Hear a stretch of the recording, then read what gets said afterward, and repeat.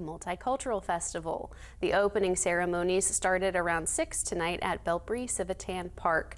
There was a change of venue this summer due to construction at Parkersburg City Park. Kurt Greenfield and I helped MC tonight. More WTAP staffers will be there throughout the weekend to introduce the acts, so make sure to say hello. Different performers got the crowd going this evening. The festival is meant to showcase different kinds of cultures that the average person may not be able to experience. Like Kirk has been telling us, it will be a hot weekend, so make sure you stay hydrated, wear cool clothes, and apply sunscreen. The festival starts at 11 a.m. on a Saturday and ends at 10. The last day is Sunday from 12 to 5. There is no charge to get in. In honor of West Virginia